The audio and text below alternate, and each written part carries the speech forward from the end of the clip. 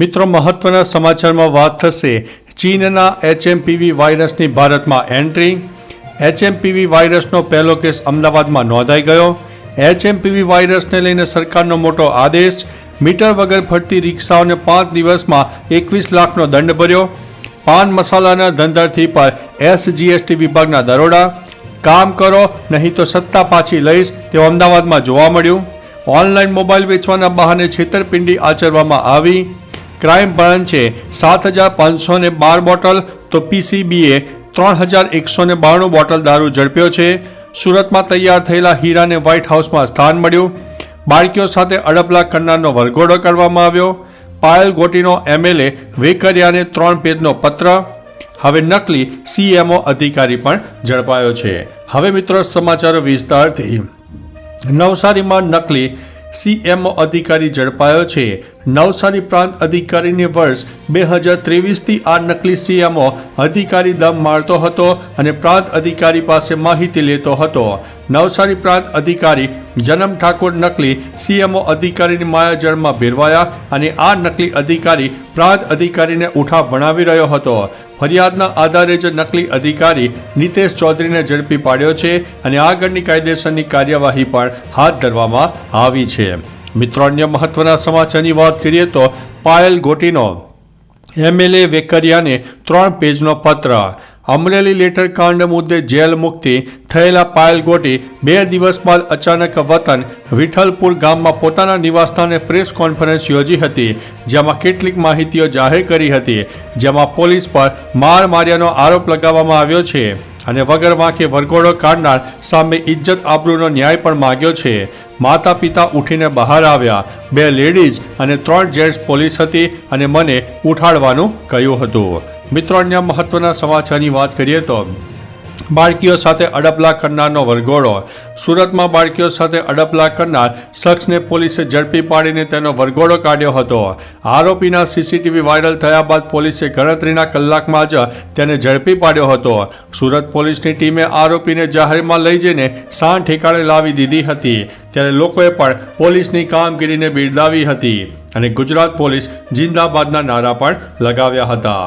મિત્રો, અન્ય મહત્વના સમાચારની વાત કરીએ તો સુરતમાં તૈયાર થયેલા હીરાને વ્હાઇટ હાઉસમાં સ્થાન મળ્યું છે.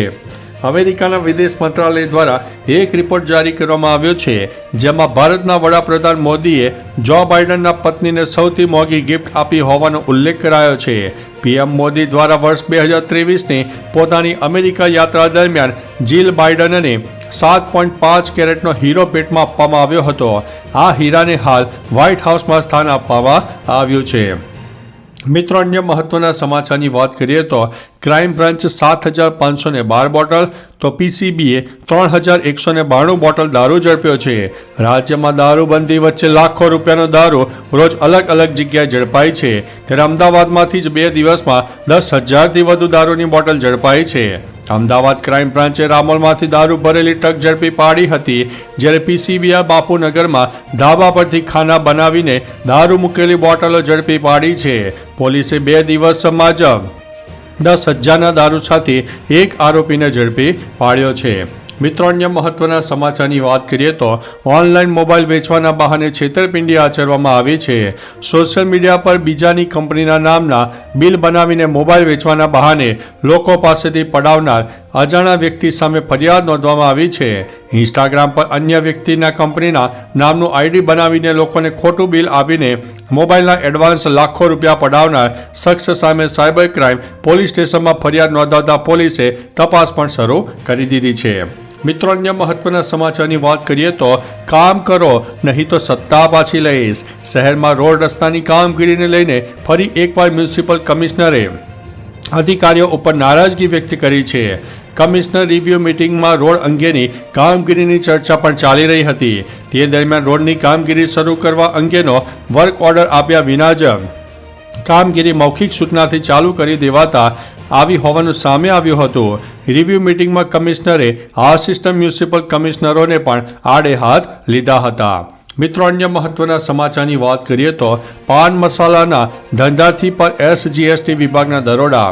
અમદાવાદમાં પાન મસાલાના ઉત્પાદકો અને વિક્રેતાઓ પર ફરી એકવાર સ્ટેટ જીએસટીની ટીમે દરોડા પાડવામાં આવ્યા છે. ચાંગોદર, સરખેજ અને અસલાલી વિસ્તારમાં આવેલા પાન મસાલાના વિક્રેતાઓને ત્યાંથી અંદાજિત 5 કરોડ રૂપિયાની કર ચોરી મળી આવી છે. જોકે પ્રાથમિક તપાસમાં અંદાજિત 5 કરોડની ટેક્સ ચોરી બહાર આવી હોવાનું જાણવા મળ્યું છે. મિત્રો, અન્ય મહત્વના સમાચારની વાત કરીએ તો મીટર વગર ફરતી રિક્ષાઓને 5 દિવસમાં 21 લાખનો દંડ ભર્યો છે. રિક્ષામાં મીટર ન લગાવવા બાબતે 1184 કેસ કરવામાં આવ્યા હતા, જેમાંથી 5,92,000ની રકમ વસૂલ કરવામાં આવી હતી તથા 3 જાન્યુઆરી 2025ના રોજ 1396 રિક્ષા સામે મીટર ન લગાવવા બાબતે કેસ કરીને 8,01,900 રૂપિયાની રકમ વસૂલ કરવામાં આવી હતી. તો 4 જાન્યુઆરી 2025ના રોજ 1225 રિક્ષા સાથે મીટર ન હોવા બાબતે કેસ કરીને કુલ 7,15,300ની રકમ વસૂલ કરવામાં આવી છે.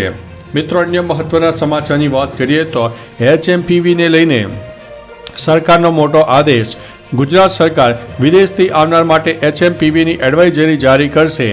RT-PCR ટેસ્ટ ફરજિયાત થશે. આરોગ્ય મંત્રીએ નિવેદનમાં પુષ્ટિ કરી છે કે ગુજરાતમાં પહેલો કેસ નોંધાયો છે. આ ચિંતા કરવાનો કેસ નથી. વાયરસની ઇન્ટેન્સિટી કેટલી છે તેના આધારે ફોરેન ટુરિસ્ટની ગાઈડલાઇન નક્કી થશે. કેન્દ્ર સરકાર રાજ્યને ગાઈડલાઇન આપશે, એ પ્રકારે કામગીરી થશે. ટેસ્ટિંગ માટેની કીટ ખરીદવા મંજૂરી આપી છે. આની કોઈ ખાસ દવા નથી. આ માટે સરકાર સજ્જ છે. મિત્રો, અન્ય મહત્વના સમાચારની વાત કરીએ તો HMPV વાયરસનો પહેલો કેસ અમદાવાદમાં નોંધાયો. દાવો છે કે ચીનના HMPV વાયરસનો ગુજરાતમાં પહેલો કેસ નોંધાઈ ગયો છે. મળતી માહિતી અનુસાર અમદાવાદમાં 2 મહિનાનું બાળક પોઝિટિવ આવ્યું છે. ખાનગી હોસ્પિટલમાં તે સારવાર હેઠળ છે.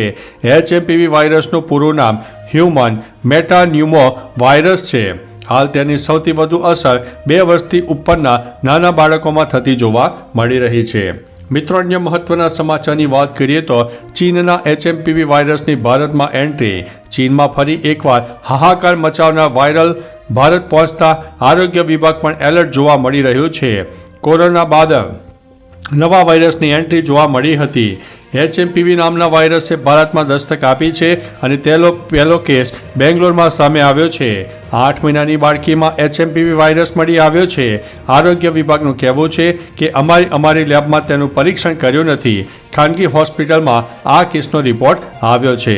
તો ચાલો મિત્રો, ફરીથી દેશ અને દુનિયાના સુપરફાસ્ટ સમાચાર લઈને મળતા રહીશો. ત્યાં સુધી અમને રજા આપશો. નમસ્તે.